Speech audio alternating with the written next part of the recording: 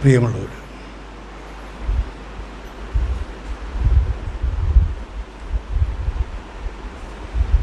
ഞാനിങ്ങനെ മന്ത്രങ്ങളൊക്കെ നോക്കിക്കൊണ്ടിരുന്നപ്പോൾ ശ്രദ്ധയിൽപ്പെട്ട ഒരു മന്ത്രം, വിവേക ചൂടാമണിയിലെ മന്ത്രം,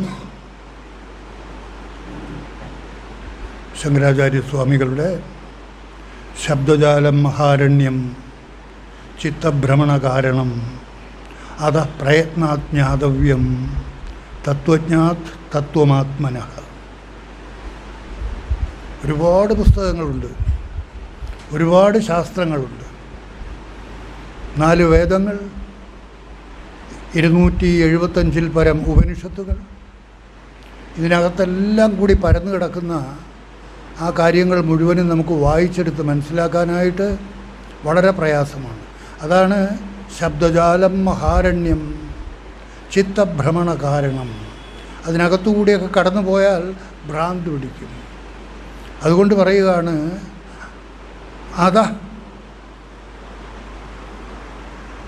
അത പ്രയത്നാജ്ഞാതവ്യം തത്വജ്ഞാത് തത്വമാത്മനഃ.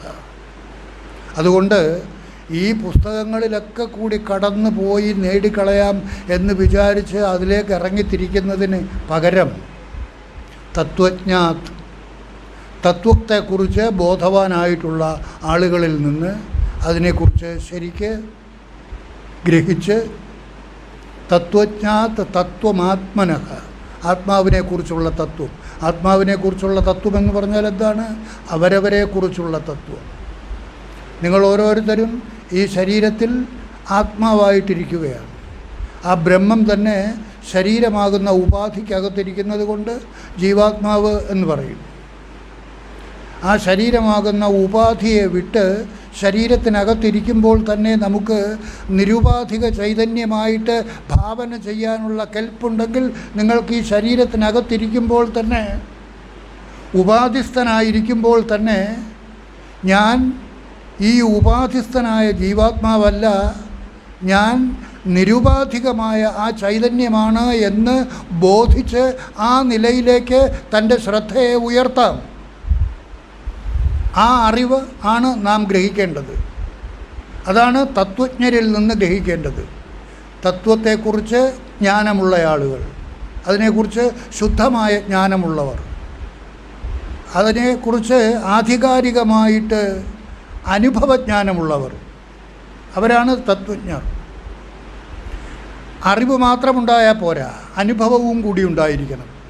ഞാൻ ഇതല്ല, ഇതിനകത്തിരിക്കുന്ന അതാണ് എന്ന് നിങ്ങൾ നിരന്തരം കേൾക്കുന്നു. എത്ര പേർ നിങ്ങളിൽ തന്നെ അതായിട്ടിരിക്കുന്നുണ്ട്? ഇതായിട്ടിരിക്കുക എന്ന് പറഞ്ഞാൽ ഈ ശരീരമാകുന്ന ഉപാധിയിൽ അഭിമാനത്തോടു കൂടിയിരിക്കുന്ന, കർത്താവായിട്ടിരിക്കുന്ന, ഭോക്താവായിട്ടിരിക്കുന്ന ഞാൻ. ആ ഞാൻ ഭാവത്തിലിരിക്കുമ്പോൾ തന്നെ ആരാണോ അറിവിലൂടെ, നിരന്തര ഗ്രഹണത്തിലൂടെ ഈ നാമരൂപധാരിയായിരിക്കുന്ന ഞാനല്ല എന്നിലെ യഥാർത്ഥ ഞാൻ, ഈ ഞാനിനെയും പ്രകാശിപ്പിച്ചുകൊണ്ട് ഈ ഞാനിനാൽ തന്നെ മറയപ്പെട്ടിരിക്കുന്ന ആ ചൈതന്യം, അതാണ് എൻ്റെ യഥാർത്ഥ സ്വരൂപം എന്ന് ഗ്രഹിച്ച് അതിനെ കാണാതെ കാണണം. കാണാതെ കണ്ട് അതിനെ ബോധ്യപ്പെട്ട് ബോധിച്ച് യെസ് ഞാൻ അതാണ് എന്ന് ആ അനുഭവ തലത്തിലേക്ക് നാം ഉയരണം. സദാസമയത്തും ആ ഭാവത്തിൽ തന്നെ ഈ ശരീരത്തിൽ ഇരിക്കണം. ഈ ശരീരത്തിൽ നിങ്ങൾക്ക് 2 ഭാവത്തിലും ഇരിക്കാം. ഞാനായിട്ടും ഇരിക്കാം, ആ താനായിട്ടും ഇരിക്കാം. ആ വസ്തുവിനെക്കുറിച്ച് ബോധ്യമുണ്ടായ ആൾ, എന്തിനു വേണ്ടിയാ ആ ബോധ്യമുണ്ടായി അതിൽ സ്ഥിരത നേടുന്നത്? മരിക്കുന്ന അവസരത്തിൽ, ഈ ശരീരം വിട്ടുപോകേണ്ടി വരുന്ന സന്ദർഭത്തിൽ, അതിൽ ആരുടെ ശ്രദ്ധയാണോ ഉറപ്പോടുകൂടിയിരിക്കുന്നത് അവർക്ക് പുനർജന്മമില്ല. That is മോക്ഷ. അതാണ് മോക്ഷം. വേറെ ഒരു തരത്തിലും മോക്ഷം കിട്ടുകയില്ല. മോക്ഷം കിട്ടണമെന്നുണ്ടെങ്കിൽ ജീവിച്ചിരിക്കുമ്പോൾ തന്നെ നിങ്ങളുടെ യാഥാർത്ഥ്യം എന്താണെന്ന് തിരിച്ചറിഞ്ഞ് ആ അനുഭവ തലത്തിലേക്ക് നിങ്ങളെ ഉദ്ധരിപ്പിക്കണം. അതാണ് ഭഗവത്ഗീത ആവശ്യപ്പെടുന്നത്, ഉദ്ധരേതാത്മനാത്മാനം. അത് ചെയ്യുന്നില്ലെങ്കിൽ ആത്മൈവ ഹ്യാത്മനോ ബന്ധു ഇല്ലെങ്കിൽ ശത്രു. നിങ്ങളെ അതിലേക്ക് ഉയർത്താതെയാണ് നിങ്ങൾ ജീവിച്ചു കൊണ്ടിരിക്കുന്നത് എങ്കിൽ, അങ്ങനെയാണ് നിങ്ങൾ മരിക്കുന്നത് എങ്കിൽ, നിങ്ങളെ മരിക്കാൻ നിങ്ങൾ അനുവദിക്കുന്നത് എങ്കിൽ നിങ്ങൾ തന്നെയാണ് നിങ്ങളുടെ ശത്രു. എപ്പോഴാണ് ബന്ധുവാകുന്നത്? ജീവിച്ചിരിക്കുമ്പോൾ. ഇതല്ല ഞാൻ, ഇതിനകത്തിരിക്കുന്ന അത്. അതിനെ കാണാതെ കാണണം. അതിനു വേണ്ടിയാണ് ശ്രവണം. അതാണ് ഇവിടെ പറഞ്ഞത്, ശബ്ദജാലം മഹാരണ്യം ചിത്തഭ്രമണ കാരണം അത പ്രയത്നാത് ജ്ഞാതവ്യം തത്വജ്ഞാത് തത്വം. തത്വം? തത്വമസി. അതാണ് നീ. Very simple. ആധ്യാത്മികത എന്ന് പറയുന്നത് എന്തെളുപ്പം. നിങ്ങളൊന്നിൽ നിന്നും ഒളിച്ചോടേണ്ട കാര്യമില്ല. ഭാര്യയെ കളയണ്ട, മക്കളെ കളയണ്ട, കുടുംബം കളയണ്ട, ഉദ്യോഗം രാജിവെക്കേണ്ട. ഞാൻ സന്യാസം സ്വീകരിച്ചപ്പോൾ എൻ്റെ അടുത്ത് ആളുകൾ വന്ന് ചോദിച്ചു, സ്വാമി രാജി എഴുതിത്തരാമോ? എൻ്റെ അടുത്ത് അത്ര വലിയ സ്നേഹം, എൻ്റെ രാജി വാങ്ങിച്ച് കൊണ്ടു കൊടുക്കാനായിട്ട് അത്ര സ്നേഹമാണ് ആളുകൾ. വേണ്ട, ഉദ്യോഗമൊന്നും കളയണ്ട, രാജിവെക്കണ്ട, ഭാര്യയെ കളയണ്ട, കാട്ടിലോടണ്ട, കൈലാസത്തിൽ കയറണ്ട. അവിടെ പോയാൽ ഒന്നും കിട്ടില്ല. മോക്ഷം കിട്ടേണ്ട വസ്തുവല്ല.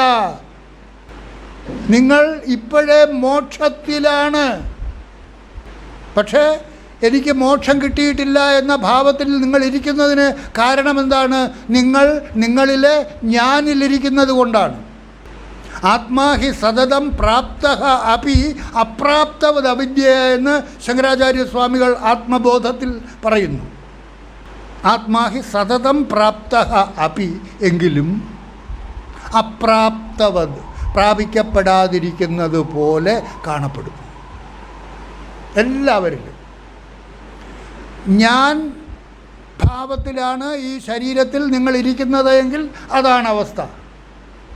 എന്നാൽ നിരന്തരമായ ശ്രവണത്തിലൂടെ ഈ ശരീരത്തിൽ കർത്താവായിട്ടും ഭോക്താവായിട്ടും ഇരിക്കുന്ന ഞാനല്ല എന്നിലെ യഥാർത്ഥ ഞാൻ, ഈ ഞാനിനെയും പ്രകാശിപ്പിച്ചുകൊണ്ട് ഈ ശരീരത്തിൽ സ്വയം പ്രകാശിച്ച് നിൽക്കുന്ന ആ ചൈതന്യ സ്വരൂപമാണ് എൻ്റെ യഥാർത്ഥ ഞാൻ, എന്നിലെ യഥാർത്ഥ ഞാൻ എന്ന തിരിച്ചറിവിലേക്ക് ഉണർന്നിട്ടുള്ളവൻ. അതിനുവേണ്ടിയാണ് സത്സംഗം, സത്തുക്കളുമായിട്ടുള്ള സംഘം. ആരാണ് സത്തുക്കൾ? ഈ വസ്തു ഗ്രാഹ്യതയുള്ളയാൾ, ഈ വസ്തുവിനെക്കുറിച്ച് പൂർണ്ണമായിട്ട് ഗ്രഹിച്ചിട്ടുള്ളയാൾ, ആ അറിവിലേക്ക് ഉണർന്നിട്ടുള്ളയാൾ. അല്ലാതെ ഇത് വേഷം ചുറ്റി നടന്നാൽ മാത്രം പോരാ. ഈ പ്രാപ്തിയിലേക്ക് ഉയരുന്നതിന് ഈ വേഷമൊന്നും ആവശ്യമില്ല. ഈ വേഷമൊക്കെ എന്തിനു വേണ്ടിയാണ്?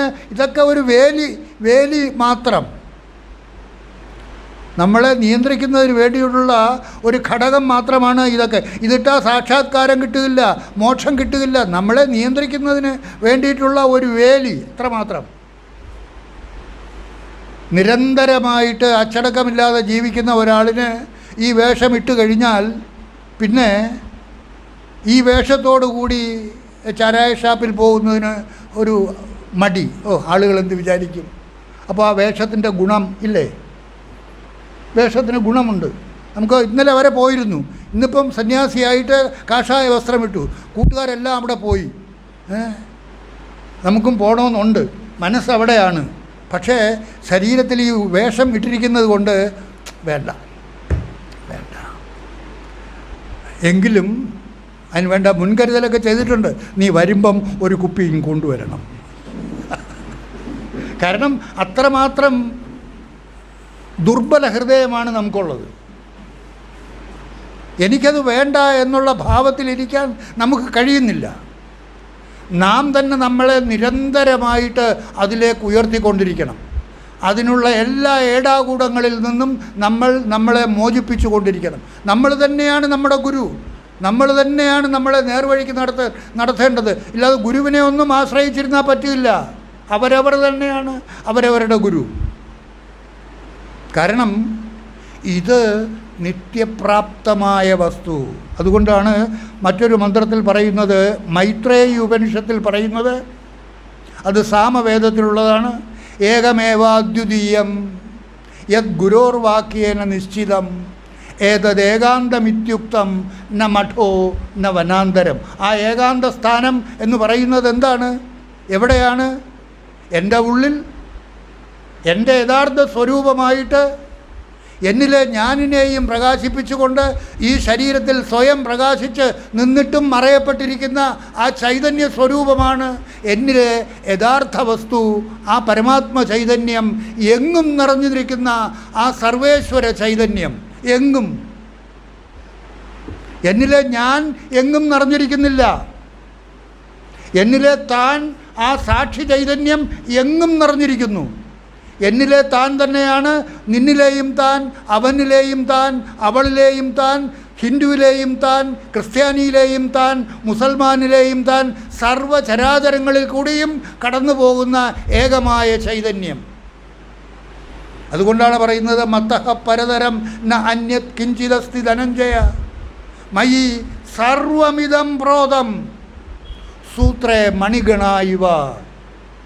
ഒരു സൂത്രത്തിൽ ഏത് പ്രകാരമാണോ അനവധി മുത്തുമണികൾ കോർക്കപ്പെട്ടിരിക്കുന്നത്, അതുപോലെ ഞാനാകുന്ന ആ സൂത്രത്താൽ, ആ ആത്മസൂത്രത്താൽ, ആ ബ്രഹ്മമാകുന്ന സൂത്രത്താൽ, അതുകൊണ്ടാണ് ബ്രഹ്മസൂത്രം വേദവ്യാസൻ രചിച്ചിട്ടുള്ള ആ ബ്രഹ്മസൂത്രം, വ്യാസസൂത്രം, ബ്രഹ്മമാകുന്ന സൂത്രം, വേദത്തെ കാച്ചി കുറുക്കി വച്ചിട്ടുള്ളതാണത്. ആ ബ്രഹ്മമാകുന്ന സൂത്രത്തെ, അതാണ് സൂത്രേ മണിഗണായിവ. ഈ പ്രപഞ്ചത്തിൽ കാണപ്പെടുന്ന സർവ്വ ജീവജാലങ്ങളും ആ സൂത്രത്താൽ കോർക്കപ്പെട്ടിരിക്കുന്നു. ആ സൂത്രമാണ് എല്ലാവരിൽ കൂടിയും കടന്നു പോകുന്നത്. എന്നിൽ കൂടെയും നിന്നിൽ കൂടെയും അവനിൽ കൂടെയും പട്ടിയിൽ കൂടെയും പൂച്ചയിൽ കൂടെയും സർവ്വചരാചരങ്ങളിൽ കൂടിയും കടന്നു പോകുന്ന ആ സൂത്രത്തെയാണ് നിങ്ങൾ തിരിച്ചറിയേണ്ടത്, കണ്ടെത്തേണ്ടത്, പിടികൂടേണ്ടത്. ഒരിടവും പോകണ്ട. ആ സൂത്രത്തെ പിടിക്കാനായിട്ട് കൈലാസത്തിലൊന്നും വലിഞ്ഞു കയറണ്ട. കാശി പോയാൽ പിടിക്കാൻ ഒക്കത്തില്ല, മക്കായി പോയാൽ പിടിക്കാൻ ഒക്കത്തില്ല, ജെറുസലേമിൽ പോയാൽ പിടിക്കാൻ ഒക്കത്തില്ല, കാശി പോയാൽ പിടിക്കാൻ ഒക്കത്തില്ല.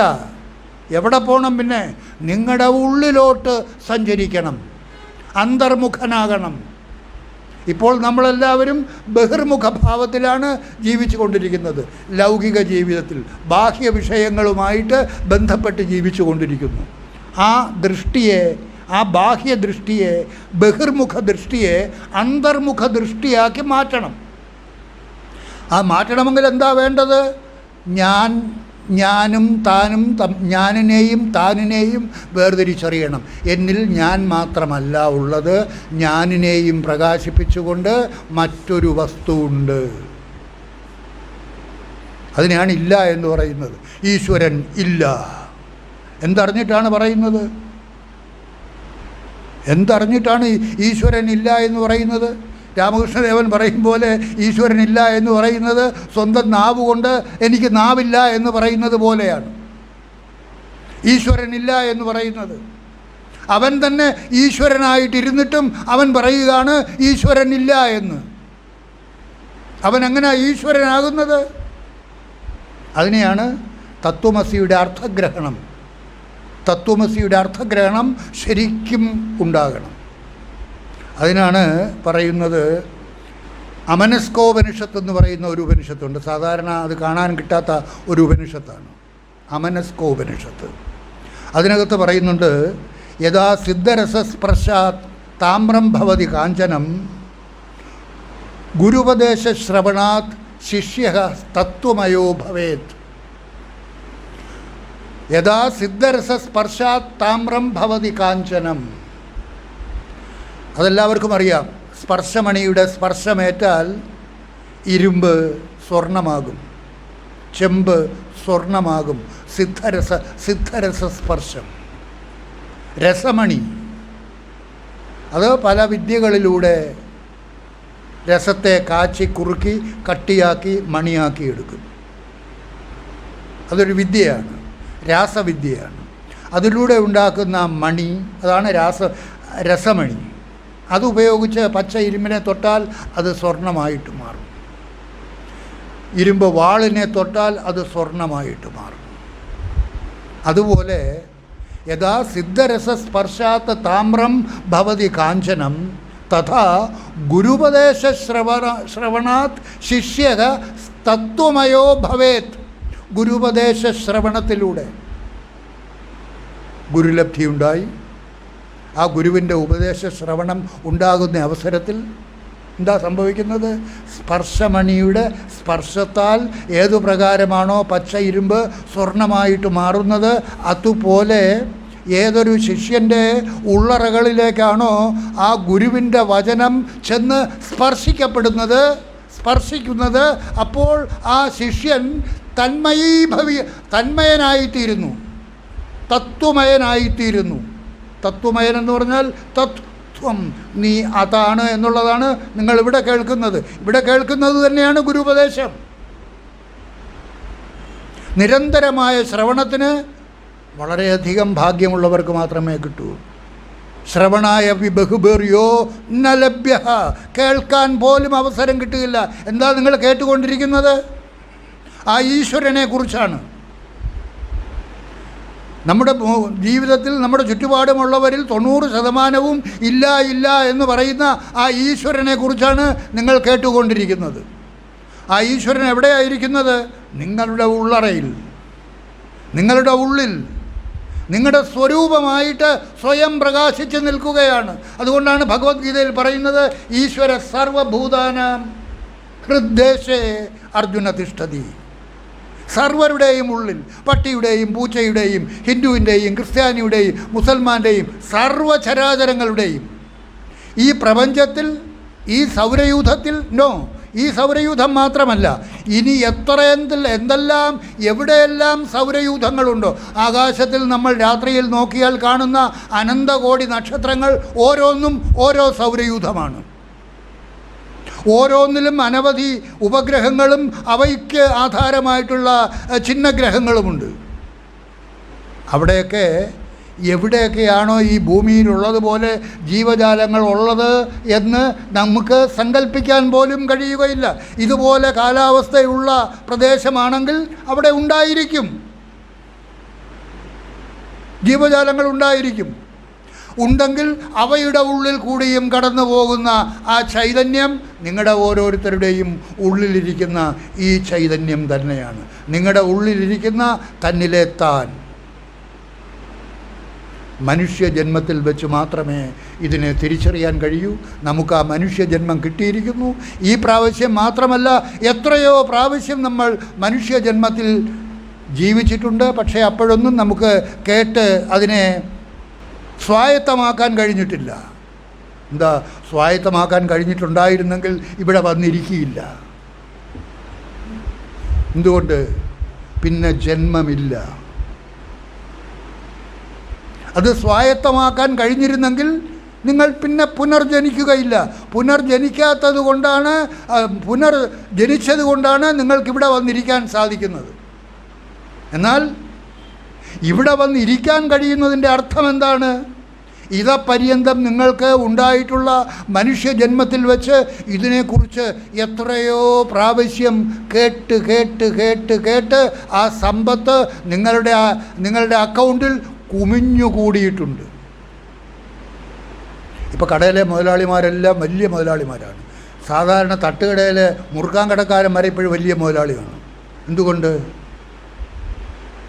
ATM 10 രൂപയുടെ ഒരു ചായ വാങ്ങിച്ചാൽ 10 രൂപ ചായ വാങ്ങിച്ചാൽ ഉടനെ ATM എടുത്ത് 2 തട്ട് കെട്ടി പോകുന്നു. ഈ പൈസ അവൻ്റെ ബാങ്ക് അക്കൗണ്ടിലാണ് ചെന്ന് ചേരുന്നത്. അവൻ അറിയാതെ തന്നെ അവൻ്റെ അക്കൗണ്ട്, അവൻ പൈസ കൊണ്ടുപോയി അടച്ചാൽ നമുക്ക് സാധാരണ നമ്മുടെ അക്കൗണ്ടിൽ പൈസ കയറും, ഇല്ലേ? നമ്മുടെ ശമ്പളം കിട്ടിയാൽ നമ്മൾ ബാങ്കിൽ കൊണ്ടുപോയി ഇട്ടാൽ അത് നമ്മുടെ അക്കൗണ്ടിലേക്ക് വരും. ഇവിടെ എല്ലാ ചെറിയ കച്ചവടക്കാർ പോലും ഇപ്പോൾ വലിയ മുതലാളിമാർ ആയിക്കൊണ്ടിരിക്കുകയാണ്. അങ്ങനെ അവർ കൊടുക്കുന്ന സാധനങ്ങളുടെ വില ATM വഴി ബാങ്ക് അക്കൗണ്ടിലേക്ക് നേരിട്ട് പോവുകയാണ്. അതുകൊണ്ട് ഇവരറിയാതെ തന്നെ ഇവരുടെ അക്കൗണ്ടിൽ പണം വർദ്ധിച്ചുകൊണ്ടേയിരിക്കുന്നു. അതുപോലെ ഓരോ പ്രാവശ്യം മനുഷ്യജന്മം എടുത്തപ്പോഴും നമുക്ക് നിരന്തരമായിട്ട് ഇതിനെക്കുറിച്ച് കേൾക്കാനുള്ള അവസരം കിട്ടിയിട്ടുണ്ട്. അതൊക്കെ നിങ്ങളുടെ അക്കൗണ്ടിൽ കിടക്കുകയാണ്. ഒരു പ്രാവശ്യം കേട്ടിട്ടുണ്ടെങ്കിൽ അത് നിങ്ങളുടെ അക്കൗണ്ടിലുണ്ട്. ഏതെല്ലാം പ്രാവശ്യം നിങ്ങൾ മനുഷ്യ ശരീരത്തിൽ ജീവിച്ചിട്ടുണ്ടോ അപ്പോഴൊക്കെ നിങ്ങൾ ഇതിനെക്കുറിച്ച് കേട്ടിട്ടുണ്ട്, അറിഞ്ഞിട്ടുണ്ട്, ഈ മാർഗത്തിൽ കൂടി സഞ്ചരിച്ചിട്ടുണ്ട്. അതുകൊണ്ടാണ് നിങ്ങൾക്ക് ഇപ്പോൾ ഇവിടെ എത്താൻ കഴിഞ്ഞിരിക്കുന്നത്. കാരണം ആ വാസന അത് നിങ്ങളെ ഈ മാർഗത്തിലേക്ക് തള്ളിക്കൊണ്ടിരിക്കുകയാണ്. നിങ്ങൾ ഇവിടെ എത്തിയിരിക്കുന്നു. ഇവിടെ എത്തിയിരിക്കുന്നത് കൊണ്ട് എന്താണ്? ആ സാരമായ വസ്തുവിനെക്കുറിച്ച് മാത്രമാണ് ഇവിടെ കേൾക്കുന്നത്. വേറൊന്നും നിങ്ങൾ കേൾക്കുന്നില്ല. നിങ്ങളുടെ ഓരോരുത്തരുടെയും ഉള്ളിലിരിക്കുന്ന ആ സൂക്ഷ്മ വസ്തു, ആ സ്വരൂപം, ആ പാരമാർത്ഥിക വസ്തു ഏതൊന്നിനെക്കുറിച്ചാണോ ഈ പ്രപഞ്ചത്തിലെ സർവ്വശാസ്ത്രങ്ങളും ഉദ്ഘോഷിക്കുന്നത്, എല്ലാ വേദങ്ങളും എല്ലാ ഉപനിഷത്തുകളും ഏതൊന്നിനെക്കുറിച്ചാണോ സംസാരിക്കുന്നത് അതാണ് ആ പാരമാർത്ഥിക വസ്തു എന്ന് പറഞ്ഞാൽ പരമാർത്ഥത്തിൽ ഉള്ളതായിട്ടുള്ള വസ്തു. ആ എവിടെയാണ്? നിങ്ങളുടെ ഓരോരുത്തരുടെയും ഉള്ളിൽ നിങ്ങളുടെ സ്വരൂപമായിട്ട് സ്വയം പ്രകാശിച്ചു നിൽക്കുന്നു. അതാണ് ഇവിടെ പറഞ്ഞത്. യഥാ സിദ്ധരസ സ്പർശാത് താമ്രം ഭവതി കാഞ്ചനം തഥാ ഗുരുപദേശ ശ്രവണാത് ശിഷ്യ തത്വമയോ ഭവേത്. ആ ഗുരുപദേശം നിങ്ങളുടെ ഉള്ളിൽ കേൾക്കുന്ന അവസരത്തിൽ തന്നെ ആ തത്വമയനായിത്തീരുന്നു. നിങ്ങൾ ആ തത്വത്തെക്കുറിച്ച് ബോധവാനായിത്തീരുന്നു, അതുമയനായിട്ട് തീരുന്നു. ഞാൻ ഇതല്ല, ഇതിനകത്തിരിക്കുന്ന അതാണ് എന്ന് നിരന്തരമായിട്ട് കേട്ട് കേട്ട് അതിനെക്കുറിച്ച് അറിഞ്ഞ് അത് മനസ്സിലാക്കാൻ നമുക്ക് സാധിക്കും. അതുകൊണ്ട് ഒരു ഗുരുവിനെ കിട്ടുക എന്ന് പറയുന്നത് വളരെ പ്രയാസം. ഇപ്പോൾ തന്നെ കണ്ടില്ലേ, ജ്ഞാനേശ്വർ ഇവിടെ വന്നിരിക്കുന്നു.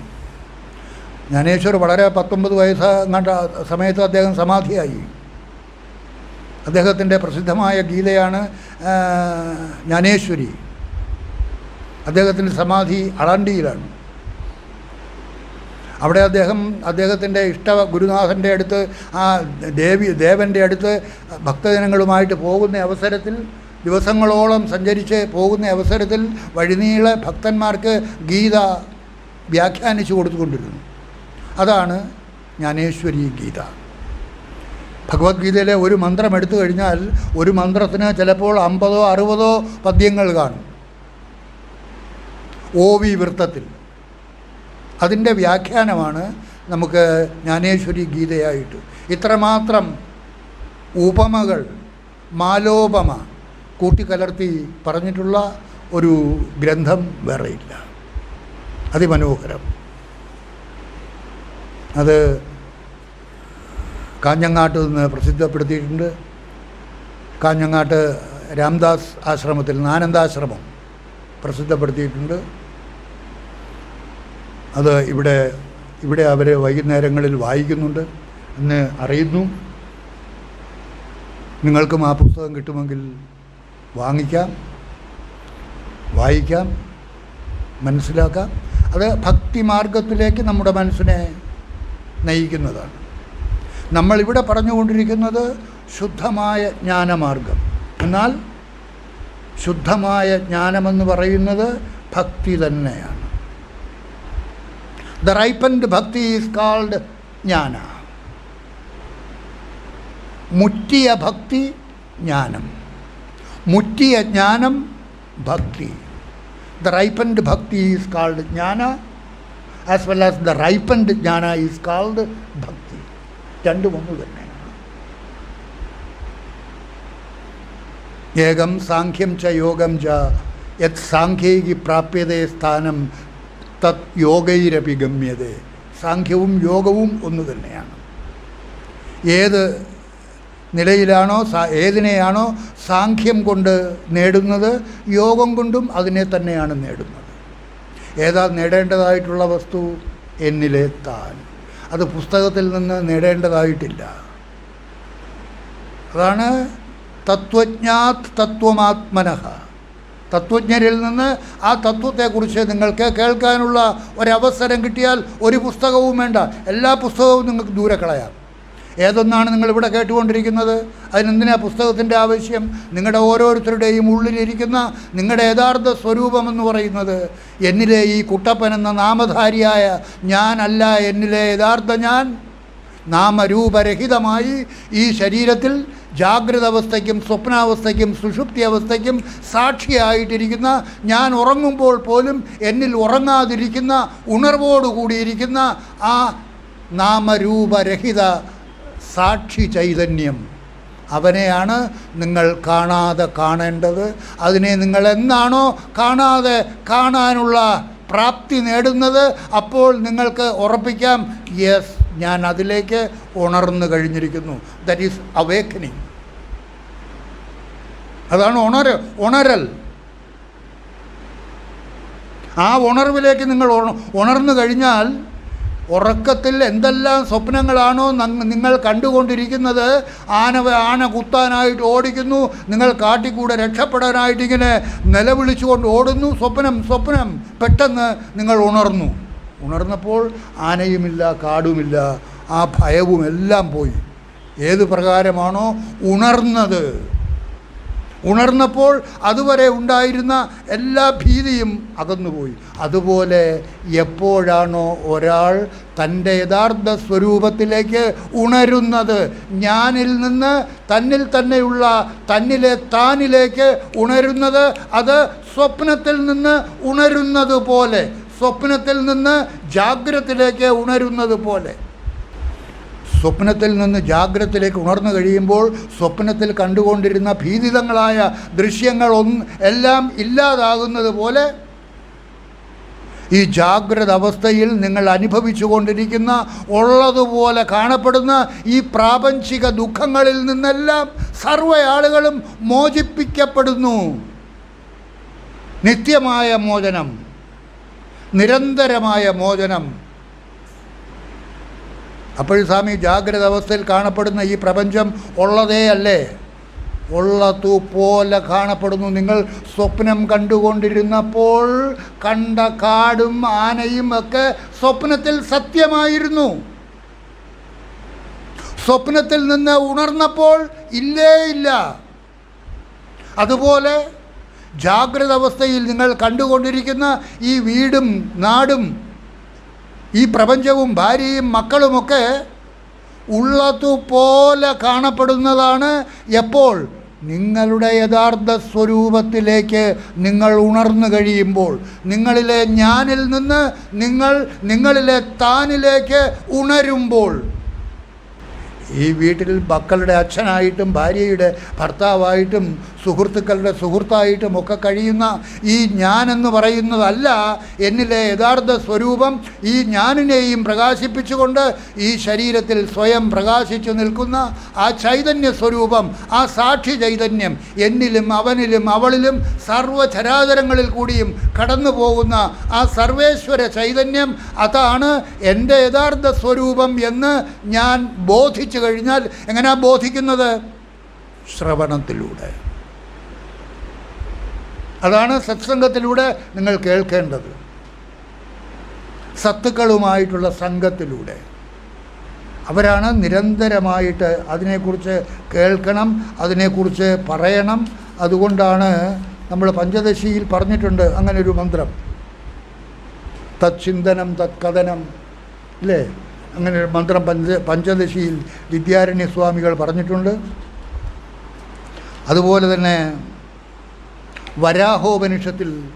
വരാഹോപനിഷത്ത് പറഞ്ഞത് യജുർവേദത്തിൽ വിദ്യാരണ്യ സ്വാമികൾ പഞ്ചദശിയിൽ ആ മന്ത്രം എഴുതിയതിന് ആധാരമായിരിക്കുന്ന മന്ത്രമെന്ന് പറയുന്നത് വരാഹോപനിഷത്തിലെ ഈ മന്ത്രമാണ്.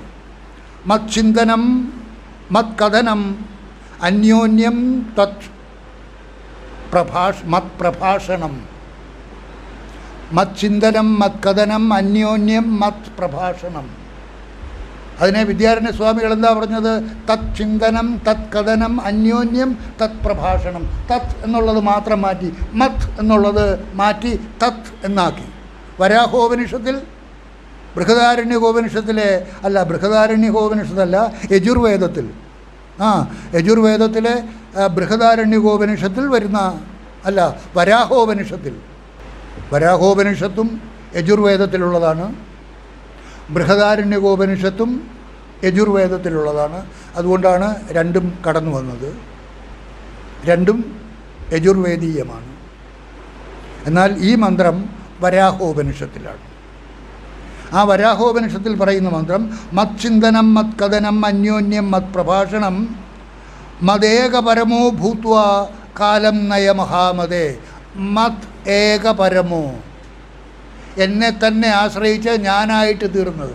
ഞാൻ ഭഗവത്ഗീതയിൽ വ്യക്തമായിട്ട് പറയുന്നില്ലേ, അഹമാത്മാ ഗുഡാകേശ സർവഭൂതാശയ സ്ഥിത അഹമാദിശ്ച മധ്യം ച ഭൂതാനാം അന്ത ഏവച. ഞാൻ ആ ആത്മചൈതന്യമാകുന്നു.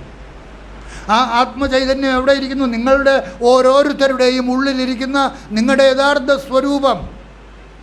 നിങ്ങൾ ഉറങ്ങിക്കിടക്കുന്ന അവസരത്തിൽ ആ ഉറക്കത്തിനും സാക്ഷിയായിരിക്കുന്ന ആ ചൈതന്യം ജാഗ്രത അവസ്ഥയിൽ നിങ്ങൾ കണ്ടുകൊണ്ടിരിക്കുന്നതിനെ എല്ലാം കാണിച്ചു തരുന്ന വസ്തു. കാണിച്ചു തരുന്ന എന്ന് പറഞ്ഞാൽ കാണിച്ചു തരുന്ന ആ ചൈതന്യം ചിതാഭാസനാണ് കാഴ്ചകളെല്ലാം പ്രകാശിപ്പിക്കുന്നത്. ആ കാഴ്ചകൾ പ്രകാശിപ്പിക്കാതിരുന്ന അവസ്ഥ അജ്ഞാനം. ആ അജ്ഞാനത്തെ ഇല്ലാതാക്കുന്നത് ബുദ്ധിവൃത്തി. ആ ബുദ്ധിവൃത്തി അജ്ഞാനത്തെ ഇല്ലാതാക്കുന്നു, ചിതാഭാസൻ പ്രകാശിപ്പിക്കുന്നു. ആ ചിതാഭാസൻ എവിടുന്നാണ് ഉണ്ടാകുന്നത്? ആത്മചൈതന്യത്തിൻ്റെ ആഭാസം. അതാണ് ചിതാഭാസൻ, നിങ്ങളുടെ യഥാർത്ഥ സ്വരൂപം. ആ കുളത്തിൽ കാണുന്ന ചന്ദ്രൻ ചിതാഭാസ സ്വരൂപം, ആ ചിദ്വസ്തുവിൻ്റെ ആഭാസ സ്വരൂപം. ആ ചിദ്വസ്തു ഉദാഹരണത്തിന് ചന്ദ്രബിംബം, കുളത്തിൽ കാണുന്നത് പ്രതിബിംബം, ആഭാസം. അതുപോലെ ആ ചിതാഭാസനാണ് നിങ്ങളുടെ ഉള്ളിലിരുന്ന് എല്ലാത്തിനെയും കാണിച്ചു തരുന്നത്, എല്ലാത്തിനെയും കേൾപ്പിച്ചു തരുന്നത്, എല്ലാത്തിനെയും രസിപ്പിച്ചു തരുന്നത്. എല്ലാം ആ വസ്തു ഉള്ളത് കൊണ്ടാണ്. ആ വസ്തു ഇല്ലെങ്കിൽ ഒന്നും നിങ്ങളില്ല. അതാണ് നിങ്ങളിലെ സത്തായ വസ്തു. ആ സത്തായ വസ്തു നിങ്ങളിൽ നിന്ന് പിരിഞ്ഞു പോകുന്നതിന് മുൻപ് പ്രിയമുള്ളവരെ, ഓരോരുത്തരും ഞാൻ ഇതല്ല, ആ സത്യവസ്തു, ആ സത്തായ വസ്തു, അതാണ് എൻ്റെ യഥാർത്ഥ സ്വരൂപം എന്ന് തിരിച്ചറിഞ്ഞ് സദാ ആ ഭാവത്തിലിരുന്നു കൊണ്ട് എല്ലാ കർമ്മങ്ങളിലും വ്യാപരിക്കുക. ഒന്നിൽ നിന്നും ഒഴിയണ്ട. Be with the world, be with your wife, be with your children, be with everything. അത് നിങ്ങൾ ഒഴിയാതെ ഒഴിയണം. സമയമാകുമ്പോൾ നിങ്ങൾക്ക് ഒഴിഞ്ഞേ പറ്റൂ. സമയമാകാതെ ഒഴിയാനൊക്കില്ല. കണ്ടില്ല, കഴിഞ്ഞ ദിവസം ഒരാന കിണറ്റിൽ വീണ് പെട്ട പാട് തലകുത്തി നിന്നു. കിണറ്റിനകത്ത് തലകുത്തി നിൽക്കുന്നത് കണ്ടു ആന. അവസാനം ആളുകളൊക്കെ കൂടെ ആനയ്ക്ക് കിണറ്റിൽ നിന്ന് കരയിലേക്കുള്ള റോഡ് വെട്ടി. ആ റോഡിൽ കൂടെ നടത്തി കയറ്റി മയക്കുവെടി വെച്ച് പിടിക്കുന്നതിന് മുമ്പേ കിട്ടിയ വാക്കിനാമ ഓടിക്കളഞ്ഞു, ചത്തില്ല. അതേ സമയത്ത് കഴിഞ്ഞ ദിവസം നമ്മൾ കണ്ടില്ല, ഒരു പൂച്ച കിണറ്റിൽ വീണപ്പോൾ ഒരു വീട്ടിലെ 5 പേര് കിണറ്റിനകത്ത് ഇറങ്ങി, പൂച്ചയെ രക്ഷിക്കാൻ വേണ്ടി ഇറങ്ങി. 5 പേരും മരിക്കുന്നു. പൂച്ച വെറും നിമിത്തം. സമയം തീർന്നു, പൂച്ചയെ അയച്ചു. ആര്? ആ ശക്തി, എല്ലാത്തിനെയും നിയന്ത്രിച്ചു കൊണ്ടിരിക്കുന്ന ആ നിയന്താവ്. ആ നിയന്താവിനെയാണ് ഈശ്വരൻ എന്ന് പറയുന്നത്. ജഗന്നിയന്താവ് ഈശ്വര സർവഭൂതാനാം ഹൃദ്ദേശേ അർജുന തിഷ്ഠതി. ഹിന്ദുവിൻ്റെയും ക്രിസ്ത്യാനിയുടെയും മുസൽമാൻ്റെയും സർവചരാചരങ്ങളുടെയും ഉള്ളിലിരിക്കുന്ന ഏകമായ ദൈവം. അതാണ് ഏകോ ദേവഃ സർവഭൂതേഷു ഗൂഢഃ സർവവ്യാപി സർവഭൂതാന്തരാത്മാ കർമാധ്യക്ഷ സാക്ഷി ചേത കേവലോ നിർഗുണശ്ച. ആ നിർഗുണ സ്വരൂപം, അതിനെയാണ് തിരിച്ചറിയേണ്ടത്, അതിനെയാണ് പ്രാപിക്കേണ്ടത്. എപ്പോൾ? ജാഗ്രത അവസ്ഥയിൽ. ജീവിച്ചിരിക്കുമ്പോൾ ജാഗ്രത അവസ്ഥയിൽ അതിനെക്കുറിച്ച് കേട്ട് അറിയണം. അറിഞ്ഞ് ആ അറിവിൽ തന്നെ നിങ്ങൾ ശ്രദ്ധയെ ഉറപ്പിക്കണം.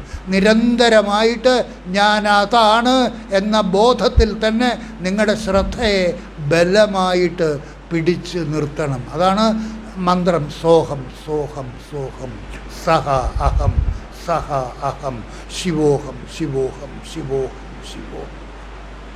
ആ ശിവം എന്ന് പറയുന്നത് എന്നിലെ സത്തായ വസ്തു, സഹ അഹം എന്ന് പറയുന്ന ആ വസ്തു, ആ ചിദ്വസ്തു, അതാണ് എൻ്റെ യഥാർത്ഥ സ്വരൂപം. അതാണ് സോഹം മന്ത്രം. എല്ലാം ഒന്ന് തന്നെ. നിങ്ങൾ സോഹം മന്ത്രം എന്ന് പറഞ്ഞാലും ശരി, ശിവോഹം എന്ന് പറഞ്ഞാലും ശരി, നിങ്ങൾ പറയുന്നത് ആ വസ്തുവാണ് എന്നിലെ യാഥാർത്ഥ്യം എന്നാണ് അതിൻ്റെ ധ്വനി. ഇത് നിങ്ങൾ ശരിയായിട്ട് ഗ്രഹിക്കുന്നില്ലെങ്കിൽ, ജാഗ്രത അവസ്ഥയിൽ ജീവിച്ചു കൊണ്ടിരിക്കുമ്പോൾ നിങ്ങൾ ഇത് ഗ്രഹിക്കുന്നില്ലെങ്കിൽ, യജുർവേദത്തിലെ മുക്തികോപനിഷത്തിൽ ശ്രീരാമൻ അർജുനനോ ആഞ്ജനേയന് ഉപദേശിച്ചു കൊടുക്കുന്ന ഒരു മന്ത്രം, അധീത്യ ചതുരോ വേദാൻ സർവശാസ്ത്രാണ്യനേകശഃ ബ്രഹ്മതത്വം ന ജാനാതി ദർവി പാകരസം യഥാ. അധീത്യ ചതുരോ വേദാൻ, 4 വേദങ്ങളെയും പഠിച്ചു. സർവശാസ്ത്രാണ്യനേകശഃ, മറ്റനേകം ശാസ്ത്രങ്ങളും അഭ്യസിച്ചു. എങ്കിലും ബ്രഹ്മതത്വം ന ജാനാതി, ആ ബ്രഹ്മതത്വം നിങ്ങൾ ഗ്രഹിക്കുന്നില്ല എങ്കിൽ ദർവി പാകരസം യഥാ. എന്താ അവസ്ഥ? പായസത്തിൽ കിടക്കുന്ന തവിയുടെ അവസ്ഥ. പായസത്തിൽ കിടക്കുന്ന തവിക്ക് ആ പായസത്തിനെ കുറിച്ച് വല്ല ബോധവുമുണ്ടോ? പായസത്തിൻ്റെ രുചി എന്താണെന്ന് ആ പായസത്തിൽ കിടക്കുന്ന തവിക്ക് യാതൊരറിവുമില്ലാത്തതുപോലെ സർവ്വവേദങ്ങളും സർവശാസ്ത്രങ്ങളും പഠിച്ച് പണ്ഡിതം മന്യമാനാഹ, ഞാൻ വലിയ പണ്ഡിതനാണ് എന്ന ഭാവത്തിൽ നടക്കുന്നവൻ ആ ബ്രഹ്മതത്വത്തെക്കുറിച്ച് ശരിക്കറിയുന്നില്ലെങ്കിൽ, ആ ബ്രഹ്മതത്വത്തെക്കുറിച്ച് ശരിക്കറിയുന്ന അറിവ് എങ്ങനെയുള്ളതാണ്? ഞാനെന്ന് പറയുന്നത് ഈ നാമരൂപധാരിയായ ഞാനല്ല. ആ ഞാനിനെയും പ്രകാശിപ്പിച്ചുകൊണ്ട് ഈ ശരീരത്തിൽ സ്വയം പ്രകാശിച്ചു നിൽക്കുന്ന എന്നിലെ ആ താൻ, അതാണ് എങ്ങും നിറഞ്ഞു നിൽക്കുന്ന സർവേശ്വര ചൈതന്യം. അതുതന്നെയാണ് ആ പരമാത്മ ചൈതന്യം, അതുതന്നെയാണ് ആ പരബ്രഹ്മം എന്നുള്ള തത്വം അവൻ അറിഞ്ഞ് അത് അനുഭവിക്കുന്നില്ലെങ്കിൽ അവൻ്റെ അവസ്ഥ എത്ര ശാസ്ത്രം പഠിച്ചാലും എത്ര വേദങ്ങൾ കാണാതെ അറിയാമായിരുന്നാലും അവൻ്റെ അവസ്ഥ പായസത്തിൽ കിടക്കുന്ന തവിക്ക് തുല്യം, ഒരു പ്രയോജനവുമില്ല. അതുകൊണ്ട് ഇതൊന്നും കാണാതെ പഠിക്കുക എന്നുള്ളതല്ല ആവശ്യം, വേണ്ട അറിവ് നിങ്ങളുണ്ടാക്കുക. നിസ്സാരം. ആർക്കും ഇതിന് വലിയ വിദ്യാഭ്യാസമൊന്നും വേണ്ട, വലിയ ഡിഗ്രി ഒന്നും വേണ്ട, ഉയർന്ന കുലത്തിൽ ജനിക്കേണ്ട കാര്യമൊന്നുമില്ല. നിങ്ങളാരായാലും, ഏതവസ്ഥയിൽ ജീവിക്കുന്നയാളായാലും, ഏതവസ്ഥയിലാണോ നിങ്ങളിപ്പോൾ ജീവിച്ചു കൊണ്ടിരിക്കുന്നത്, അതൊക്കെ എങ്ങനെയാണ് ഉണ്ടായത്? കർമ്മഫലം. അതാർക്ക് മാറ്റാനൊക്കും? ഒരാൾ രാജാവിൻ്റെ കൊട്ടാരത്തിൽ ജനിച്ചിരിക്കുന്നു, ഒരാൾ തൂപ്പുകാരിയായിട്ട് ജനിച്ചിരിക്കുന്നു, ഒരാൾ കച്ചവടക്കാരനായിട്ട് ജനിച്ചിരിക്കുന്നു. അവൻ്റെ വീട്ടിൽ ജനിച്ചിരിക്കുന്നവൻ കച്ചവടക്കാരനായിത്തീരുന്നു. ബ്രാഹ്മണൻ്റെ വീട്ടിൽ ജനിച്ചിരിക്കുന്നവൻ ബ്രാഹ്മണനായിട്ട് തീരുന്നു. ക്ഷത്രിയൻ്റെ വീട്ടിൽ ജനിച്ചിരിക്കുന്നവൻ ക്ഷത്രിയനായിട്ട് തീരുന്നു. അതൊക്കെ കർമ്മഫലാനുസാരം വന്നു ഭവിച്ചിട്ടുള്ളതാണ്. എന്നാൽ ഈ തത്വം കേൾക്കുന്ന ഒരാൾ, അവൻ ബ്രാഹ്മണനായാലും ക്ഷത്രിയനായാലും വൈശ്യനായാലും ശൂദ്രനായാലും ഹിന്ദുവായാലും ക്രിസ്ത്യാനിയായാലും മുസൽമാനായാലും, ഈ കേൾക്കുന്ന കാര്യം എന്നിലെ ഞാനല്ല, നാമരൂപധാരിയായ കർത്താവായിട്ടും ഭോക്താവായിട്ടും ഈ ശരീരത്തിൽ അഭിമാനിയായിരിക്കുന്ന ജാഗ്രത അവസ്ഥയിൽ വൈശ്യൻ വിശ്വൻ എന്ന അഭിമാനിയായിട്ടും, സ്വപ്നാവസ്ഥയിൽ തൈജസൻ എന്ന അഭിമാനിയായിട്ടും, സുഷുപ്തി അവസ്ഥയിൽ പ്രാജ്ഞൻ എന്ന അഭിമാനിയായിട്ടും ഇരിക്കുന്ന എന്നിലെ ഞാനല്ല, എന്നിലെ യഥാർത്ഥ ഞാൻ, ഈ ഞാനിനെയും പ്രകാശിപ്പിച്ചുകൊണ്ട് ഈ ശരീരത്തിൽ സ്വയം പ്രകാശിച്ചു നിൽക്കുന്ന ഒരഭിമാനിയുമായിട്ടിരിക്കാത്ത ആ നിരഭിമാനി, ആ നിരാകാര സ്വരൂപം, അതാണ് തൻ്റെ യഥാർത്ഥ സ്വരൂപം എന്ന് ജാഗ്രത അവസ്ഥയിൽ കേട്ട് കേട്ട് കേട്ട് ബോധിച്ച് ശരിയാണ് എന്ന് സ്വയം ഗ്രഹിച്ച്. ഗ്രഹിക്കാൻ എന്താ പാട്? നിങ്ങൾ ഇതല്ലല്ലോ, ഈ ഞാനല്ലല്ലോ. ജാഗ്രത അവസ്ഥയിലെ ഞാനല്ല, നിങ്ങൾ ഉറങ്ങിക്കിടക്കുന്ന അവസ്ഥയിലെ നിങ്ങളിലെ ഞാൻ. ആ ഞാൻ വേറെ, ഈ ഞാൻ വേറെ. അപ്പോൾ ഈ ഞാനെന്ന് പറയുന്നത്, ജാഗ്രത അവസ്ഥയിലെ ഞാനെന്ന് പറയുന്നത് സത്യമേ അല്ല. സ്വപ്നാവസ്ഥയിൽ സൂക്ഷ്മ ശരീരത്തിലേക്ക് പ്രവേശിച്ചു കഴിഞ്ഞപ്പോൾ സ്ഥൂല ശരീരത്തിലെ ഞാൻ അപ്രത്യക്ഷമായി. പിന്നെ സൂക്ഷ്മ ശരീരത്തിലെ അഭിമാനി വേറെ. അപ്പോൾ ഞാനുകൾ തന്നെ വേറെ വേറെ. അതേ സമയത്ത് തന്നിലെ താൻ ഒരു മാറ്റവുമില്ലാതിരിക്കുന്നു എപ്പോഴും. ഈ ശരീരത്തിലെ സാക്ഷി ചൈതന്യം തന്നെയാണ് ജാഗ്രത അവസ്ഥയിലെ സാക്ഷി ചൈതന്യം, സ്വപ്നാവസ്ഥയിലെ സാക്ഷി ചൈതന്യം, സുഷുപ്തി അവസ്ഥയിലെ സാക്ഷി ചൈതന്യം, ഈ ജന്മത്തിലെ സാക്ഷി ചൈതന്യം, ഇതിനു മുൻപുണ്ടായിട്ടുള്ള എല്ലാ ശരീരങ്ങളിലെയും സാക്ഷി ചൈതന്യം ഏകം. ഏകോ ദേവഃ സർവഭൂതേഷു ഗൂഢഃ. അവന് ജാഗ്രത അവസ്ഥയിൽ മനുഷ്യ ശരീരത്തിൽ ജീവിക്കാൻ അവസരം കിട്ടുമ്പോൾ ഏതൊരാളിനും അതിനെക്കുറിച്ച് ചിന്തിക്കാനുള്ള അവസരമുണ്ടാകും. ആ അവസരം കിട്ടുന്നത് അതിൻ്റെ നിങ്ങളുടെ അക്കൗണ്ടിൽ ബലമുള്ള ആളുകൾക്ക്. നിങ്ങളുടെ അക്കൗണ്ടിൽ ബലമുണ്ട്. മുൻ ജന്മങ്ങളിൽ അതിനുള്ള അർഹത നിങ്ങൾ നേടിയിട്ടുള്ളത് കൊണ്ടാണ് ഇത് കേൾക്കാനുള്ള ഈ സദസ്സിൽ നിങ്ങൾ എത്തിയിരിക്കുന്നത്. അതുകൊണ്ടാണ് നിങ്ങൾക്കിത് കേൾക്കാൻ സാധിക്കുന്നത്. ആ കേട്ട് നിങ്ങൾ നിരന്തരമായിട്ട് കേട്ട് ഇവിടുന്ന് പോയി കഴിയുമ്പോഴും ആ കേട്ട കാര്യം നിങ്ങളുടെ ഉള്ളിൽ സ്ഫുരിച്ചു കൊണ്ടിരിക്കണം. ഏതു പ്രകാരമാണോ ഒരു മുറിവ് നമ്മുടെ ശരീരത്തിലുണ്ടെങ്കിൽ എപ്പോഴും ആ മുറിവിൻ്റെ സ്ഫുരണം നമ്മുടെ ഉള്ളിൽ ഉണ്ടായിരിക്കുന്നത്, അതുപോലെ കാലിലൊരു മുള്ളു കൊണ്ടിട്ടുണ്ടെങ്കിൽ എപ്പോഴും ആ മുള്ളുകൊണ്ട ആ ഭാവം നമ്മുടെ ഉള്ളിലുണ്ടായിരിക്കുന്നത് പോലെ എപ്പോഴും നിങ്ങൾ നടക്കുന്ന അവസരത്തിൽ ജാഗ്രത അവസ്ഥയിൽ ഏത് അവസ്ഥയിലും ആ കർമ്മത്തിൽ ഏർപ്പെട്ടിരിക്കുന്ന ഈ കർത്താവല്ല ഞാൻ. നിങ്ങൾ കുടുംബമായിട്ട് ഭാര്യ മക്കൾ അവരുമായിട്ടൊക്കെ ജീവിച്ചു കൊണ്ടിരിക്കുമ്പോൾ നിങ്ങളുടെ ഉള്ളിൽ കരുതിക്കൊള്ളണം, ഇതൊന്നും സത്യമല്ല.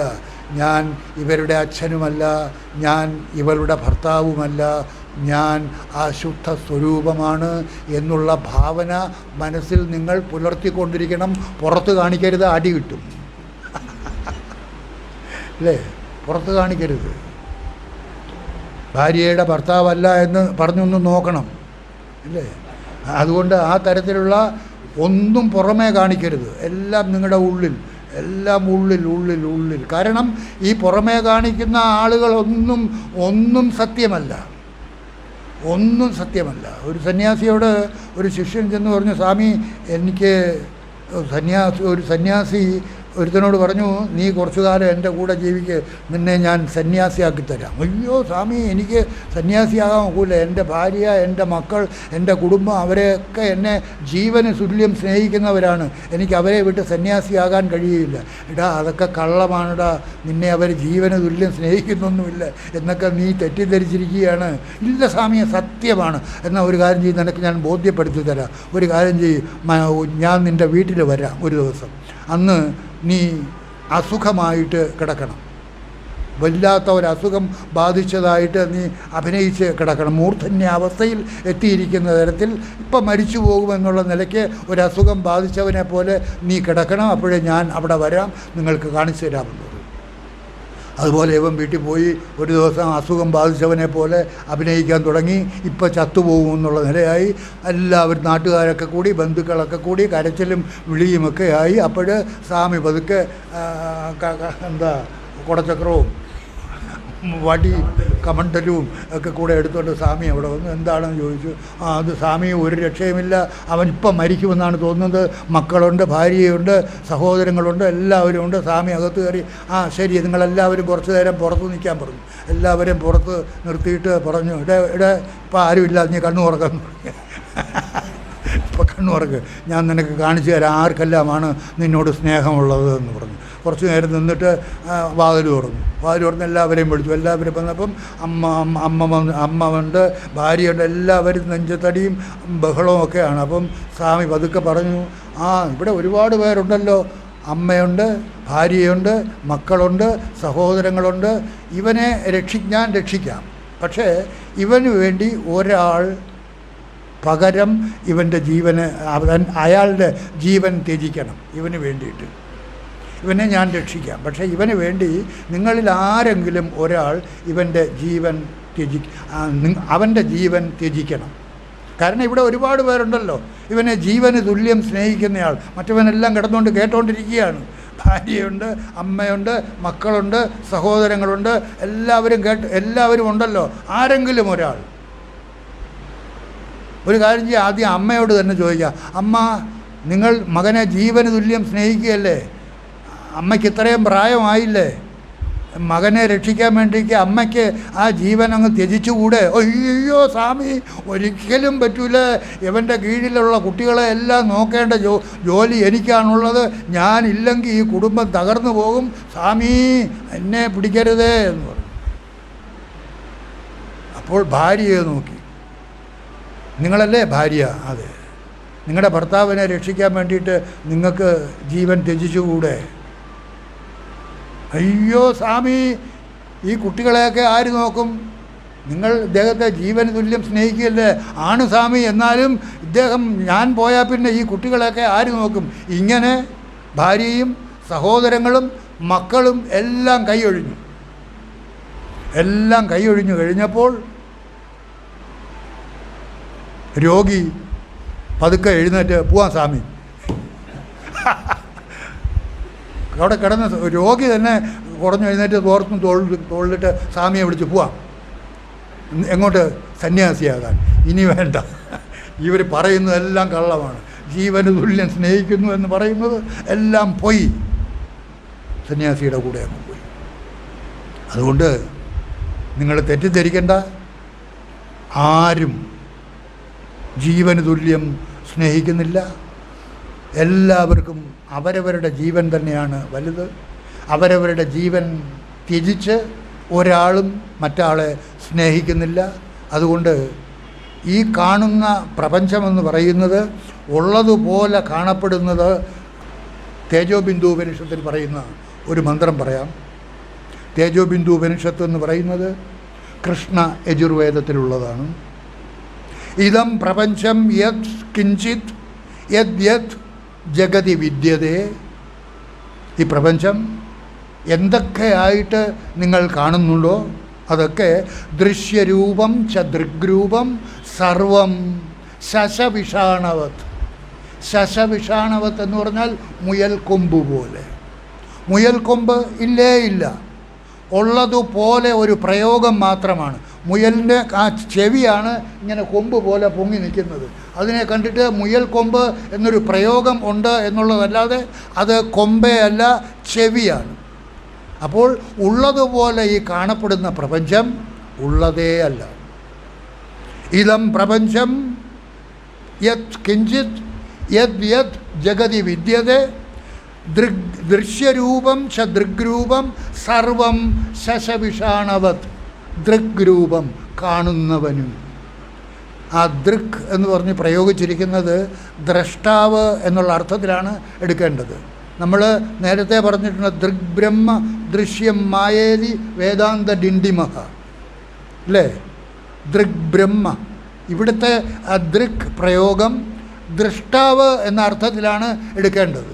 കാണുന്നവൻ എന്നുള്ള അർത്ഥത്തിൽ ദൃക് എന്ന് പ്രയോഗിച്ചിട്ടുണ്ടെങ്കിലും ആ പ്രയോഗത്തെ ദൃഷ്ടാവ് എന്നുള്ള അർത്ഥത്തിലാണ് എടുക്കേണ്ടത്. മറ്റത് ദൃക് എന്ന് പറയുന്നത് ദൃഗ്ബ്രഹ്മ ദൃശ്യമായ. ആ ദൃക് എന്ന് പറയുന്നത് ബ്രഹ്മം. നമ്മുടെ ഉള്ളിലുള്ള ദൃക് എന്ന് പറയുന്നത് ആരാണ്? നിങ്ങളിലെ താൻ. നിങ്ങളിലെ ദൃഷ്ടാവ് ആരാണ്? നിങ്ങളിലെ ഞാൻ. നിങ്ങളിലെ ഞാൻ ദ്രഷ്ടാവ്, നിങ്ങളിലെ താൻ ദൃക് ബ്രഹ്മം. നിങ്ങളിലെ താൻ ബ്രഹ്മം. അതിനെയാണ് അറിയേണ്ടത്. ഈ ജാഗ്രത അവസ്ഥയിൽ അതിനെക്കുറിച്ച് കേട്ട് ഓരോരുത്തരുടെയും ഉള്ളിൽ ജാഗ്രത അവസ്ഥയ്ക്കും സ്വപ്നാവസ്ഥയ്ക്കും സുഷുപ്തി അവസ്ഥയ്ക്കും സാക്ഷിയായിരിക്കുന്ന ആ ചൈതന്യത്തെ കാണാതെ കാണണം, എപ്പോഴും കാണണം. ജാഗ്രത അവസ്ഥയിൽ അതിനെ കേട്ട് കേട്ട് കേട്ട് കേട്ട് അറിഞ്ഞ് അതിനെ കാണാതെ എപ്പോഴും കണ്ടുകൊണ്ടിരിക്കണം, കാണാതെ എപ്പോഴും കണ്ടുകൊണ്ടിരിക്കണം. ഐ ആം ദാറ്റ്, ഞാൻ അതാണ്. ഈ ജ്ഞാനമാണ് പ്രജ്ഞാനം. ഇതാണ് ഋഗ്വേദത്തിലെ ഐതരോപനിഷത്തിൽ വരുന്ന ആദ്യത്തെ മഹാവാക്യം, പ്രജ്ഞാനം ബ്രഹ്മ. ഈ ജ്ഞാനം എന്നിൽ കർത്തൃത്വാഭിമാനിയായിട്ടും ഭോക്തൃത്വാഭിമാനിയായിട്ടും ഇരിക്കുന്ന ഞാനല്ല എന്നിലെ യഥാർത്ഥ ഞാൻ. ഈ ഞാനിനെയും പ്രകാശിപ്പിച്ചുകൊണ്ട് ഈ ശരീരത്തിൽ സ്വയം പ്രകാശിച്ചു നിൽക്കുന്ന ആ ദൃക്കാകുന്ന ബ്രഹ്മം, എന്നിലെ താൻ, അതാണ് തൻ്റെ യഥാർത്ഥ സ്വരൂപം എന്ന ജ്ഞാനം, ദാറ്റ് ഈസ് പ്രജ്ഞാനം. അതാണ് ഋഗ്വേദത്തിലെ മഹാവാക്യം, ഐതരേയോപനിഷത്ത്. അതാണ് ഉപദേശവാക്യമായിട്ട് ഛാന്തോഗ്യോപനിഷത്തിൽ പറയുന്നത്. സാമവേദം മഹാവാക്യം, തത് ത്വമസി, നീ അതാകുന്നു. സാമവേദത്തിലെ മഹാവാക്യം ഛാന്തോഗ്യോപനിഷത്തിലെ കൂടെ വരുന്നത് തത് ത്വമസി. ഏത് ആദ്യത്തെ മഹാവാക്യം തന്നെയാണ് ഇത്. അത് കഴിഞ്ഞാൽ യജുർവേദത്തിലേക്ക് വന്നാൽ അതിലെ മഹാവാക്യം എന്താണ്? ബൃഹദാരണ്യകോപനിഷത്ത്, അഹം ബ്രഹ്മാസ്മി. ഇത് മനസ്സിലാക്കിയപ്പോൾ ആദ്യത്തെ പ്രജ്ഞാനം ബ്രഹ്മ, രണ്ടാമത്തെ ഉപദേശവാക്യം തത് ത്വമസി, അതിനെ അങ്ങോട്ട് പറഞ്ഞ് മനസ്സിലാക്കി കൊടുത്തിട്ട് അതാണ് നീ എന്ന് കേട്ട് കേട്ട് ബോധിച്ചു കഴിഞ്ഞപ്പോൾ അവൻ പറയുകയാണ്, യെസ് സ്വാമി, ഐ ആം ദാറ്റ്, അഹം ബ്രഹ്മാസ്മി, ഞാൻ ആ ബ്രഹ്മം തന്നെയാകുന്നു. എന്നിലെ താൻ തന്നെയാണ് യഥാർത്ഥ ഞാൻ. എന്നിലെ താനാണ് യഥാർത്ഥ ഞാൻ, നോട്ട് ദ ഡ്യൂപ്ലിക്കേറ്റ് ഞാൻ.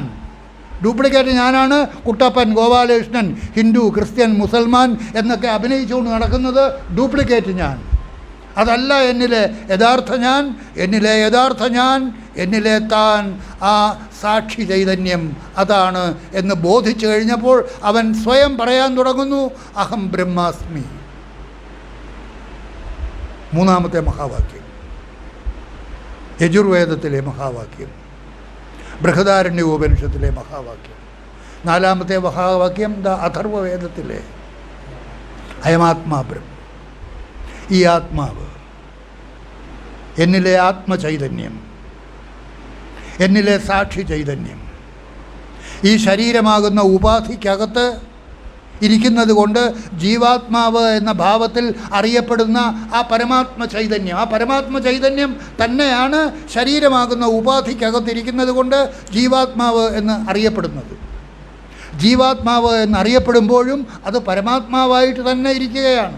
ഏതുപോലെ കുടത്തിനകത്തിരിക്കുന്ന ആകാശം, ആ കുടമാകുന്ന ഉപാധി ഉള്ളതുകൊണ്ട് ഘടാകാശം എന്ന പേരിൽ അറിയപ്പെടുന്നു എങ്കിലും ആ ഘടാകാശം ഘടാകാശമായിട്ടുള്ള പേരിൽ അറിയപ്പെടുമ്പോഴും അത് കുടത്തിന് വെളിയിലുള്ള മഹാകാശവുമായിട്ട് ഏകമായിട്ട് തന്നെയാണ് ഇരിക്കുന്നത്. നിങ്ങൾ കൈകൊണ്ട് ആ കുടത്തിനെ ഒന്ന് അടിച്ച് പൊട്ടിച്ചു നോക്ക്, അവിടെ ഘടാകാശമില്ല. കുടം പൊട്ടിയപ്പോൾ ഘടാകാശം പോയി. പിന്നെ ആ ഘടാകാശം ഉള്ളതുപോലെ കാണപ്പെട്ടതാണ്, ഉള്ളതേ അല്ല. ഘടാകാശമെന്ന് പറയുന്നത് ഉള്ളതുപോലെ കാണപ്പെട്ടതാണ്. ആ ഘടാകാശമെന്ന് പറയുന്നത് എപ്പോഴും മഹാകാശം തന്നെയാണ്. അതുപോലെ ജീവാത്മാവ് എന്ന് പറയുന്നത് എപ്പോഴും പരമാത്മാവ് തന്നെയാണ്. രണ്ടിനും തമ്മിൽ ഒരു വ്യത്യാസവുമില്ല. ശരീരമാകുന്ന ഉപാധി ഉള്ളതുകൊണ്ട് മാത്രമാണ് ജീവാത്മാവ് എന്ന് പറയപ്പെടുന്നത്. അതുതന്നെയാണ് പരമാത്മാവ്, അതുതന്നെയാണ് പരബ്രഹ്മം. ആ പരമാത്മാവ് എന്ന് പറയുന്നത് സമഷ്ടിഭാവത്തിലാണ്, ജീവാത്മാവ് എന്ന് പറയുന്നത് വ്യഷ്ടിഭാവത്തിലാണ്. വ്യഷ്ടി സമഷ്ടികൾക്കപ്പുറം നിൽക്കുമ്പോൾ നിരാകാര സ്വരൂപം, നിർഗുണസ്വരൂപം ബ്രഹ്മം. ബ്രഹ്മം പരമാത്മാവ്, ജീവാത്മാവ്. ഇതൊക്കെ നിരന്തരമായിട്ട് കേട്ട് കേട്ട് കേട്ട് കേട്ട് കേട്ട് അറിഞ്ഞറിഞ്ഞ് ഏതൊരാളിനാണോ നിങ്ങൾ വെറുതെ ഇരിക്കുന്ന സമയത്തൊക്കെ ഇതിനെക്കുറിച്ച് അന്യോന്യം പറഞ്ഞ് പരസ്പരം ബോധിപ്പിക്കണം. അതാണ് ഇവിടെ പറഞ്ഞത്. എന്താണ്? മത്കഥനം മത്ചിന്തനം എന്ന് പറഞ്ഞില്ലേ? മത്ചിന്തനം മത്കഥനം അന്യോന്യം മത്പ്രഭാഷണം ഏതദേകപരമോ ഭൂത്വ കാലം നയ മഹാമതേ. കാലം നയ. ഇനി എത്ര കാലം ജീവിക്കാനുണ്ട്? ഏത് സമയത്താണ് ട്രെയിനിൽ നിന്ന് ഒരാൾ പിടിച്ചു കൊള്ളാൻ വരുന്നതെന്ന് നമുക്ക് അറിഞ്ഞുകൂടാ. ഏത് സമയത്താണ് കിണറ്റിൽ വീഴുന്നതെന്ന് അറിഞ്ഞുകൂടാ. ഏത് സമയത്താണ് ഒരു വണ്ടി വന്നിടിക്കുന്നതെന്ന് അറിഞ്ഞുകൂടാ. ഏത് സമയത്താണ് വേറൊരുത്തൻ്റെ കഠാര നമ്മുടെ നെഞ്ചിൽ കയറുന്നതെന്ന് അറിഞ്ഞുകൂടാ. എന്തും സംഭവിക്കാം, എന്തും സംഭവിക്കാം, ആർക്കും എന്തും സംഭവിക്കാം. അതുകൊണ്ട് ജീവിച്ചു കൊണ്ടിരിക്കുന്ന ഈ സന്ദർഭത്തിൽ ഒരു നിമിഷം പോലും പാഴാക്കാതെ ഇപ്പോൾ തന്നെ നിങ്ങൾ ഓരോരുത്തരും, ഇത് കേട്ടുകൊണ്ടിരിക്കുന്ന ഓരോരുത്തരും, ഈ നാമരൂപധാരിയായ ഞാനല്ല, എന്നിലെ യഥാർത്ഥ ഞാൻ, ഈ ഞാനിനെയും പ്രകാശിപ്പിച്ചുകൊണ്ട് ഈ ശരീരത്തിൽ സ്വയം പ്രകാശിച്ചു നിൽക്കുന്ന ആ സാക്ഷി ചൈതന്യം, ആ നാമരൂപരഹിതമായ ആ സാക്ഷി ചൈതന്യം, അതാണ് എൻ്റെ യഥാർത്ഥ സ്വരൂപം, എന്നിലെ യഥാർത്ഥ ഞാൻ, അതായത് എന്നിലെ താൻ. ഞാനും താനും ഒന്നു തന്നെ. പക്ഷെ താൻ ബൃഹത്താണ്, സർവവ്യാപിയാണ്, സർവേശ്വരനാണ്. അതുകൊണ്ടാണ് ആ ബഹുമാനം കൊടുത്ത് താനെന്ന് പറഞ്ഞത്. ഞാനും താനും വളരെ നിസ്സാരമായിട്ട് നിങ്ങൾക്ക് മനസ്സിലാക്കാവുന്നതാണ്. അതുകൊണ്ട് ഈ അവസരം ഒരാളും പാഴാക്കി കളയാതെ ഓരോരുത്തരും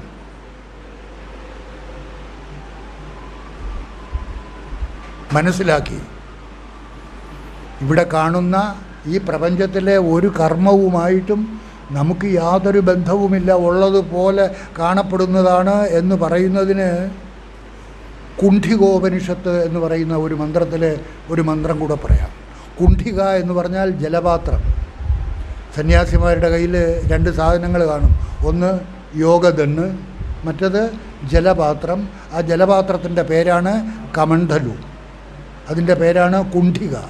അതിൻ്റെ പേരിലൊരു ഉപനിഷത്തുണ്ട്, അതാണ് കുണ്ഠികോപനിഷത്ത്. ആ കുണ്ഠികോപനിഷത്തിൽ പറയുന്നു, ന മേ ദേഹേന സംബന്ധോ മേഘേനൈവ വിഹായസഹ. എനിക്ക് ഈ ദേഹവുമായിട്ട് യാതൊരു ബന്ധവുമില്ല. ഏതുപോലെ മേഘങ്ങൾക്ക് ഏതു പ്രകാരമാണോ ആകാശമായിട്ട് യാതൊരു ബന്ധവുമില്ലാതിരിക്കുന്നത്, അതുപോലെ എനിക്ക് ഈ ശരീരവുമായിട്ട് യാതൊരു ബന്ധവുമില്ല. നമേ ദേഹേന സംബന്ധോ മേഘേനൈവ വിഹായസഹ അത കുതോ തദ്ധർമ്മ ജാഗ്രത് സ്വപ്ന സുഷുപ്തിഷു. അങ്ങനെ ഇരിക്കുമ്പോൾ ഈ ശരീരത്തിൽ ജാഗ്രത അവസ്ഥയിലും സ്വപ്നാവസ്ഥയിലും സുഷുപ്തി അവസ്ഥയിലും ചെയ്യുന്ന കർമ്മങ്ങൾ എന്നെ ബാധിക്കുന്നത് എങ്ങനെയാണ് എന്ന് പറഞ്ഞാൽ, ഏതൊരാളാണോ ഈ അറിവിലൂടെ സ്വയം എന്നിലെ താനിലേക്ക് സ്വയം തന്നെ ഉദ്ധരിപ്പിച്ചിട്ടുള്ളത്, അയാൾക്ക് തന്നിലെ ഞാനിലൂടെ ചെയ്യപ്പെടുന്ന ഒരു കർമ്മത്തിൻ്റെയും ഫലം വന്നു ഭവിക്കുകയില്ല. അതാണ് അതിൻ്റെ അർത്ഥം. നിങ്ങളുടെ ശ്രദ്ധയെ നിങ്ങളിലെ താൻ ഭാവത്തിലേക്ക് ഉയർത്തിയിട്ടുണ്ടെങ്കിൽ അപ്പോഴും നിങ്ങളിലെ ഞാൻ ഉണ്ടായിരിക്കും. ആ ഞാൻ കർമ്മങ്ങളിൽ വ്യാപരിച്ചു കൊണ്ടിരിക്കും.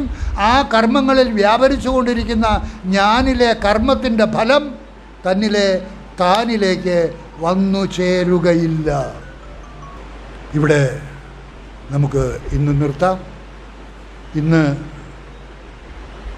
വിഷുവാണ്, ഞായറാഴ്ച വിഷു മനഃപൂർവ്വം വന്നതാണ്. അതുകൊണ്ട് വിഷു കൈനീട്ടം തരുന്നതായിരിക്കും. നിങ്ങൾ അവിടെ തന്നെ ഇരുന്നാൽ മതി. ഇവിടെയും വിഷു കൈനീട്ടം ഒരുക്കി വച്ചിട്ടുണ്ട്, പക്ഷേ അത് ഞാൻ എടുക്കുന്നില്ല. ഞാനും കൊണ്ടുവന്നിട്ടുണ്ട്.